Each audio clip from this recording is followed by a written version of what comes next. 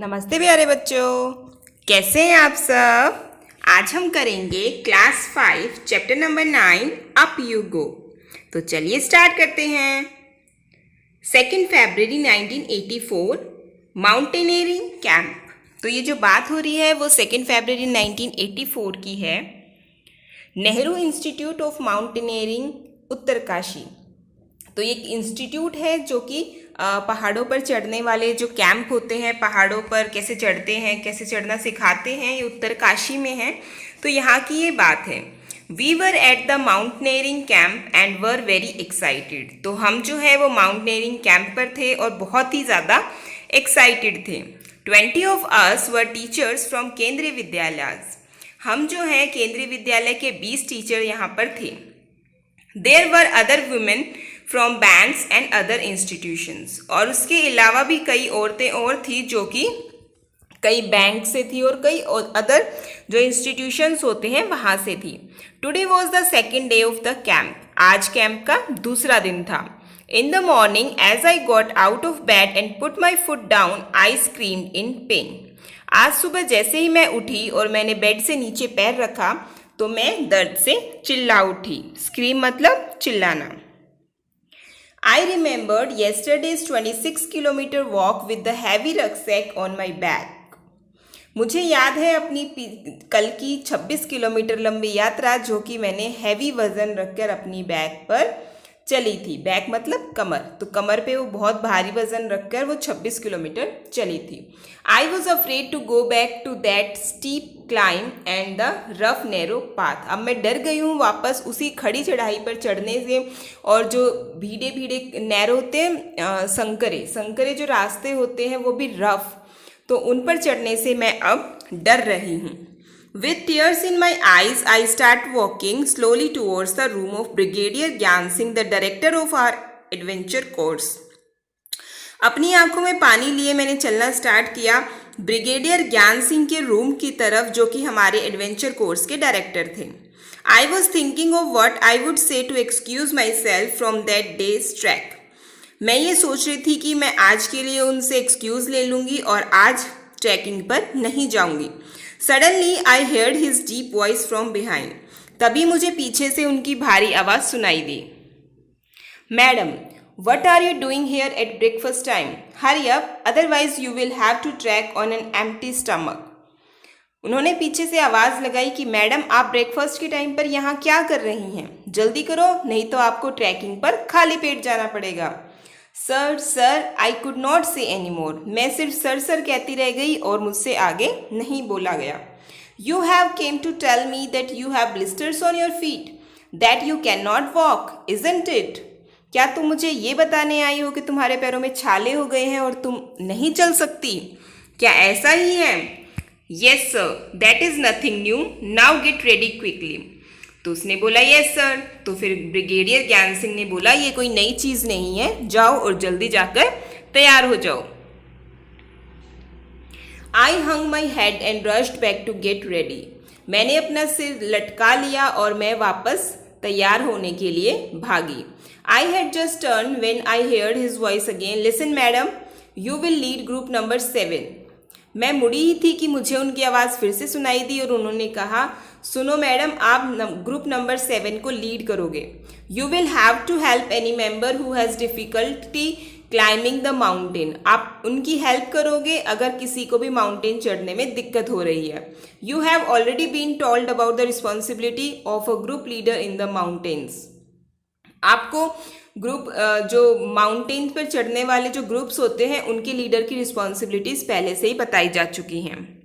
Tell, have you ever seen the mountains? क्या आपने कभी माउंटेन्स देखे हैं? Have you also climbed a mountain? क्या कभी माउंटेन पर चढ़ाई भी की है? When and where? कब और कहाँ? How far have you walked at one time? How far can you walk? आप एक टाइम में कितना देर तक चल पाए हो और टोटल कितना देर चले हो? Imagine, what do you think about the paths of the mountains? Draw picture. पहाड़ के जो रास्ते होते हैं वो कैसे होते हैं ये सोचना है आपको और उस बारे में इमेजिन करते हुए एक पिक्चर ड्रॉ करनी है। A big responsibility. I started thinking about what a leader must do. मैं अब ये सोच रही थी कि एक लीडर को क्या क्या रिस्पॉन्सिबिलिटीज निभानी पड़ती हैं। Number 1, help others in carrying their bags. उनके बैग्स को कैरी करने में उनकी हेल्प करनी पड़ती है। Let the group go ahead and keep to the last. Group को आगे जाने देना पड़ता है और खुद पीछे रहना पड़ता है। Help those who can not climb properly. उनकी हेल्प करनी पड़ती है जो अच्छे से चढ़ नहीं पाते। Find a good place to stop and rest. एक अच्छी सी जगह ढूंढनी पड़ती है जहां पर वो सब रुक सकें और रेस्ट कर सकें। Look after those who are not well. उनकी देखभाल करनी पड़ती है जो कि ठीक नहीं है। Arrange for food for the group. और अपने ग्रुप के लिए फूड भी अरेंज करना पड़ता है। तो ये सारी रिस्पॉन्सिबिलिटीज जो हैं वो एक लीडर को निभानी पड़ती हैं। The most important thing is to be ready to be punished even when someone else may have made a mistake. और सबसे इंपॉर्टेंट बात यह है कि अगर ग्रुप में कोई भी मिस्टेक करता है तो पनिशमेंट किसको मिलती है? लीडर को। तो उस लीडर को जो है हमेशा पनिशमेंट के लिए भी तैयार रहना पड़ता है कि उसके ग्रुप में कोई भी मिस्टेक करेगा तो उस पनिशमेंट उसको मिलेगी।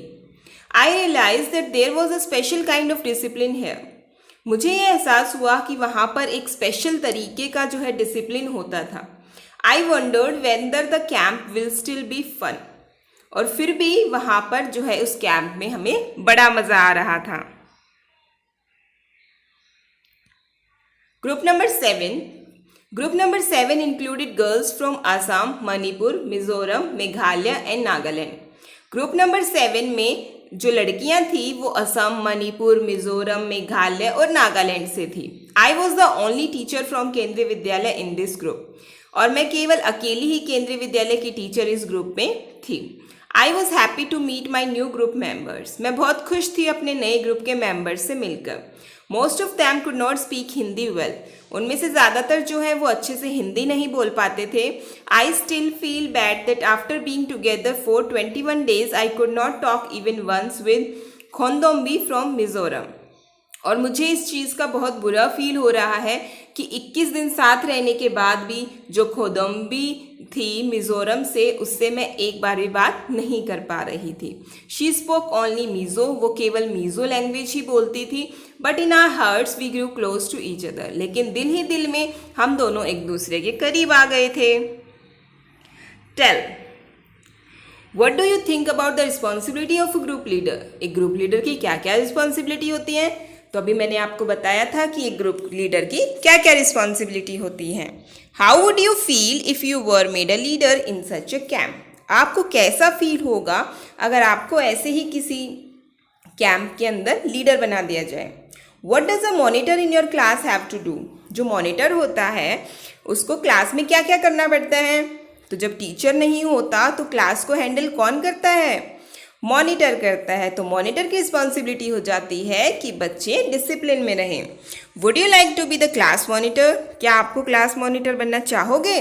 वाई, क्यों?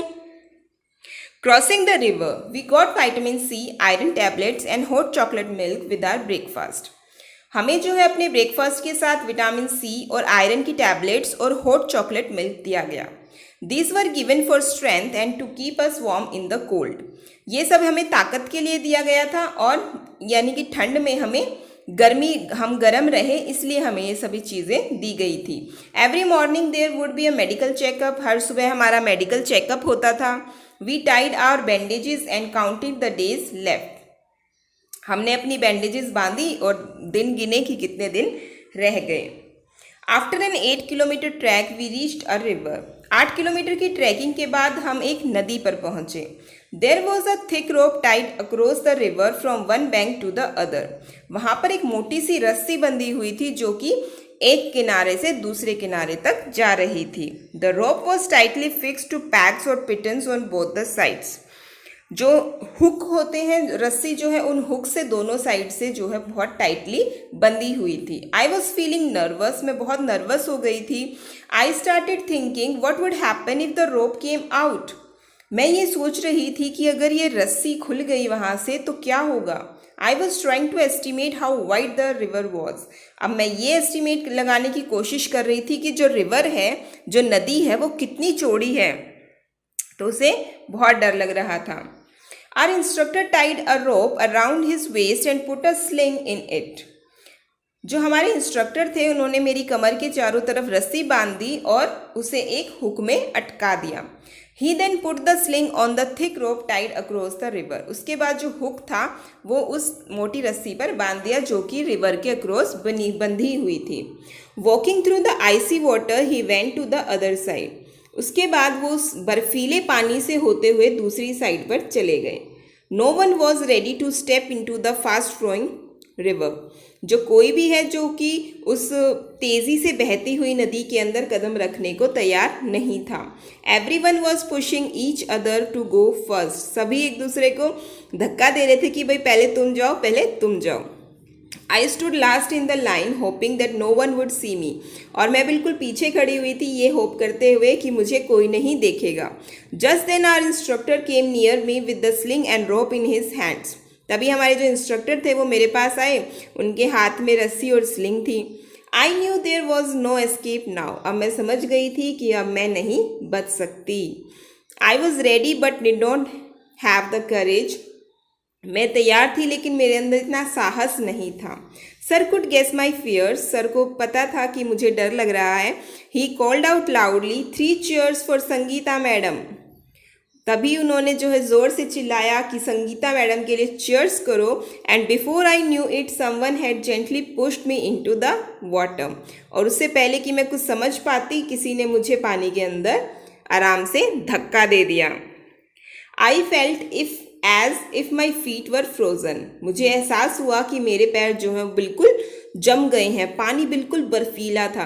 I started shivering, my teeth were chattering. मैं बिल्कुल कांपने लग गई और मेरे दांत जो हैं वो कटकटाने लगे। आई cot hold of the rope and start putting my feet firmly on the river bed. मैंने जो है उस रोप को बहुत टाइटली पकड़ लिया और जो है अपने पैरों को जमाने की कोशिश की उस रिवर के अंदर।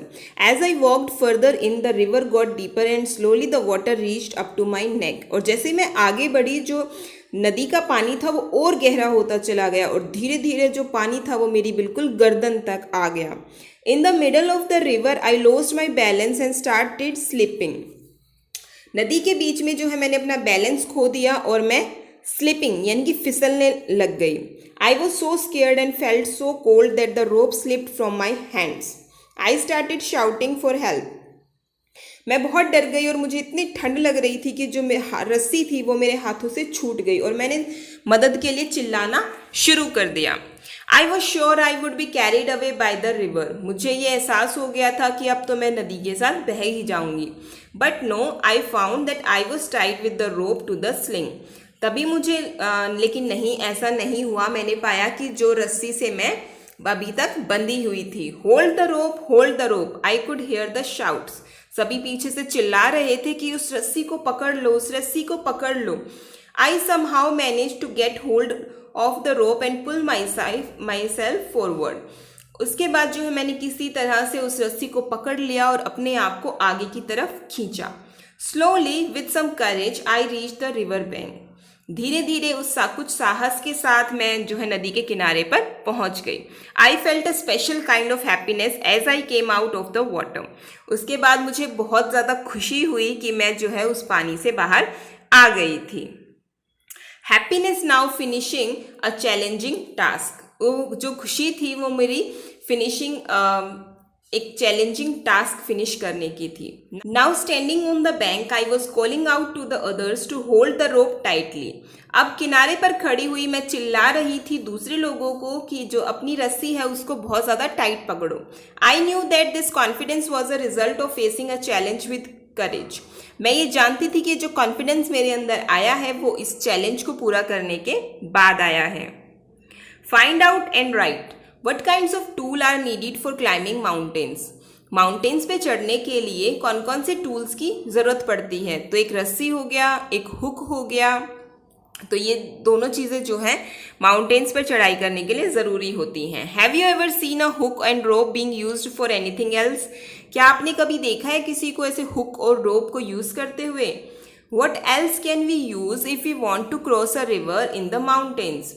माउंटेन्स के अंदर अगर हमें रिवर को क्रॉस करना है तो और क्या चीज़ें हैं जो जिनकी हमें ज़रूरत पड़ती है?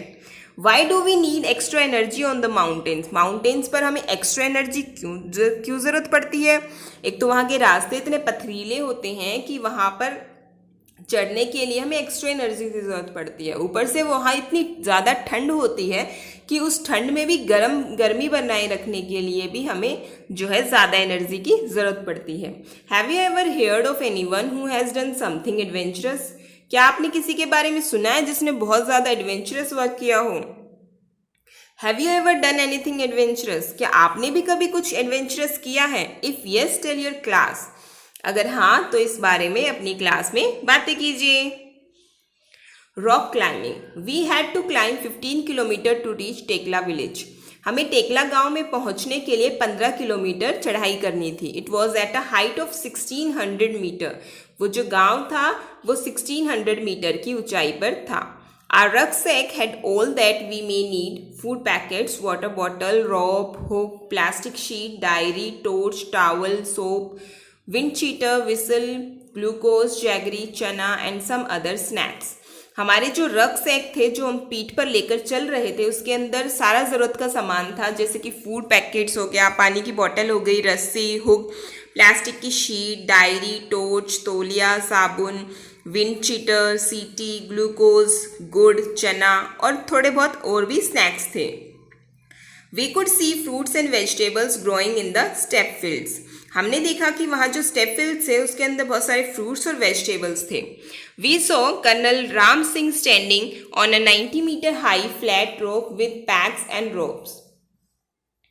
हमने देखा कि जो कर्नल राम सिंह थे वो 90 मीटर की ऊंचाई पर एक खड़ी जो फ्लैट चट्टान होती है उस पर खड़े थे अपने पैक्स और रोप्स के साथ। We had been told to first observe the rope carefully and identify holes, places where we can put our hands and feet. हमें जो है पहले ये रोप को जो चट्टान थी उसको बहुत ध्यान से आइडेंटिफाई करना था कि कहाँ पर हम अपने हाथ रख सकते हैं और कहाँ पर हम अपने पैर डाल सकते हैं, क्योंकि ऐसा होता है ना कई बार कमज़ोर चट्टान होती है तो वो फिर टूट जाती है। तो बड़े ध्यान से वो पहले ऑब्जर्व करना पड़ता है कि कहाँ पर हम अपने हाथों को रख सकते हैं और अपना वज़न उस पर डाल सकते हैं। Today I was not going to back out, I stood first in the line. आज मैं बिल्कुल भी पीछे नहीं थी और मैं लाइन में सबसे पहले खड़ी थी। Our instructor tied a rope around his waist. He put the sling and held the thick rope which was hanging. जो हमारे इंस्ट्रक्टर थे उन्होंने रस्सी अपनी कमर पर बांधी, स्लिंग लगाया और जो मोटी रस्सी थी उसको जो लटक रही थी उसको पकड़ लिया। He started climbing as if he was running up. उसने चढ़ना शुरू किया जैसे कि वो दौड़ रहे हैं। I also put my sling. मैंने भी अपना जो स्लिंग था उसको वहाँ पर लगा दिया। But as I took my first step, I slipped. लेकिन जैसे ही मैंने अपना पहला कदम रखा मैं फिसल गई। And there I was swinging from the rope, और मैं वहाँ पर रस्सी से जो है वो स्विंग कर रही थी, झूल रही थी। Keep your body at an angle of 90 degree while climbing, I heard. Keep your back straight, do not bend. तभी मुझे आवाज़ आई कि कोई मुझे कह रहा है कि अपनी जो बॉडी है उसको 90 डिग्री के एंगल पर रखो, अपनी कमर को सीधे रखो, उसे मत झुकाओ। बेंड होता है झुकाना। Keeping this in mind, I imagined the rock as flat ground and started to climb up. ये अपने दिमाग में ये चीज़ ध्यान में रखते हुए मैंने इमेजिन किया कि जो चट्टान है वो फ्लैट ग्राउंड है और मैंने चढ़ना शुरू कर दिया। Again, while coming down, we had to use the rope in a special way called rappelling. I did this with the same fearlessness. जब हम नीचे की तरफ आ रहे थे उस रस्सी को यूज़ करते हुए, तब उसे एक स्पेशल वे में कहते हैं रैपलिंग। जब हम उतरते हैं उसकी बात हो रही है, जब हम पहाड़ से नीचे उतरते हैं तो स्पेशल वे में उसे कहते हैं रैपलिंग। तो मैंने ये जो है बिना डर के इस चीज़ को कर दिया। Tell, have you ever climbed a tree? How did you feel? Were you scared? Did you ever fall? क्या आपने कभी पेड़ पर चढ़ा है? कैसा फील होता है? क्या आप डरे? क्या आप कभी गिरे भी हो? तो ये सभी चीज़ें आपको बतानी है। Have you ever seen someone climb a small wall? क्या आपने कभी किसी को देखा है छोटी दीवार पर चढ़ते हुए? What do you think is the difference between climbing a wall और क्लाइंबिंग अ हाई रॉक? आपको क्या डिफरेंस लगता है जब आप कोई एक दीवार पे चढ़ता है या फिर कोई एक बड़ी सी चट्टान पर चढ़ता है, ऊंची सी चट्टान पर? A funny incident. It was evening, Khodombi was feeling hungry. शाम का समय हो गया था और खोदोम्बी को बहुत ज़्यादा भूख लगी हुई थी। We did not have anything to eat, हमारे पास खाने के लिए कुछ नहीं था।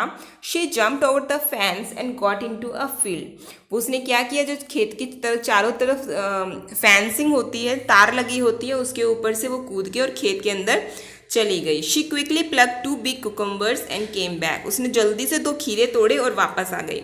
Just then a woman came from behind and caught hold of her bag, तभी पीछे से एक औरत आ गई और उसने उसका बैग पकड़ लिया। She started saying something to Khodombi in her own language, फिर उसने जो है खोदोम्बी को अपनी लैंग्वेज में कुछ कहना शुरू कर दिया। We could not understand what she was saying, हमें कुछ समझ में नहीं आया कि वो क्या कह रही थी। Khodombi was trying to explain in her Mizo language which we could not understand. अब खोदोम्बी ने भी अपनी मीज़ो लैंग्वेज में कुछ बोलना स्टार्ट कर दिया, जो कि वो भी हम नहीं समझ पाए। I try to explain in Hindi but neither of them could understand it. अब मैंने हिंदी में भी एक्सप्लेन करने की कोशिश की, लेकिन कुछ भी समझ नहीं आ रहा था। Finally I folded my hands to say that we were sorry. आखिरकार मैंने अपने हाथ जोड़ दिए ये कहने के लिए कि हमें माफ़ कर दो। By then our group had gone far ahead, उसके बाद हमारा ग्रुप जो है बहुत आगे निकल गया। इट वॉज ऑलरेडी डार्क, अब बिल्कुल अंधेरा हो गया था। I thought we had lost our way, मुझे लगा कि हम अपना रास्ता भूल गए हैं। Now we were really scared, अब हम बिल्कुल डर गए थे। We could not see anything even with our torches, हम अपने टॉर्चेस की मदद से भी कुछ भी नहीं देख पा रहे थे। I started sweating even though it was cold, वहाँ पर बहुत ठंड थी फिर भी मुझे पसीने आ रहे थे। I tightly held Khodombi's head, मैंने ज़ोर से खोदोम्बी का हाथ पकड़ लिया। I called out loudly where are you all, can you hear me, और फिर मैंने ज़ोर से चिल्लाया कि तुम लोग कहाँ हो, कोई मुझे सुन सकता है। My voice echoed in the mountains, मेरी जो आवाज़ थी वो माउंटेन्स में गूंज रही थी। We both started to whistle loudly and flashed our torches, हमने ज़ोर से अपनी सीटियाँ बजानी शुरू कर दी और जो टॉर्चेस थी उनकी फ्लैश मारने लग गए। Probably the group had notice that we were missing, तभी शायद ग्रुप ने ये नोटिस कर लिया था कि हम गुम हो गए हैं। We heard some whistles at a distance, हमें भी फिर कुछ दूरी पर विसल सुनाई दी। आई अंडरस्टैंड द सिग्नल, मैं सिग्नल को समझ गई। We held each others hand tightly and waited, हमने एक दूसरे के हाथों को पकड़ लिया और वहीं पर वेट करने लगे। Khodombi felt that we should keep talking, Khodombi ने कहा, खोदोम्बी को ये फील हुआ कि हमें आपस में बातें करना चाहिए। She started singing a Mizo song loudly, तब जो है उसने एक मीज़ो गाना गाना शुरू कर दिया। After some time we saw them coming towards us, at last we were with the group again, और कुछ समय के बाद हमने देखा कि सभी हमारे पास आ रहे थे और अब हम ग्रुप में वापस शामिल हो गए। Tell, is there anyone in your class whose language you do not understand or who does not understand yours? What do you do in such a case? क्या आपकी क्लास में कोई ऐसा बच्चा है जिसकी लैंग्वेज आपको समझ में नहीं आती या फिर आपकी लैंग्वेज उस बच्चे को समझ में नहीं आती? तो इस केस में आप क्या करते हैं? Have you ever lost your way? What did you do then? क्या आप भी कभी अपना रास्ता भूल गए थे और उस टाइम पर आपने क्या किया? Why do you think खोदोम्बी would have sung loudly? आपको क्या सोचते हैं कि खोदोम्बी ने ज़ोर ज़ोर से आवाज़ में क्यों गाना गाना शुरू कर दिया? क्योंकि माउंटेन्स में जो आवाज़ होती है वो गूंजती है, तो उसने ज़ोर ज़ोर से गाना गाया जिसकी वजह से उसके साथियों को पता चल रहा था कि आवाज़ किस तरफ से आ रही है और उन्हें किस तरफ जाना है। Have you ever seen someone doing something special to get over their fear? What and when? क्या आपने किसी को देखा है कि किसी ने अपना डर भगाने के लिए कुछ स्पेशल किया हो? कब और कहाँ और क्या? तो चलिए, ये था हमारे इस लेसन का पार्ट 1। नेक्स्ट वीडियो में हम इस लेसन का पार्ट 2 करेंगे। अगर आपको मेरी वीडियो अच्छी लगी है तो वीडियो को लाइक कीजिए और मेरे चैनल को सब्सक्राइब कीजिए। अगर आपको कोई डाउट है तो आप मुझे कमेंट बॉक्स में पूछ सकते हैं और कमेंट बॉक्स में ये ज़रूर बताइएगा कि आपको मेरी वीडियो कैसी लगी। चलिए, मिलते हैं आपसे हमारी नेक्स्ट वीडियो में, तब तक के लिए अपना ध्यान रखिए। Bye bye.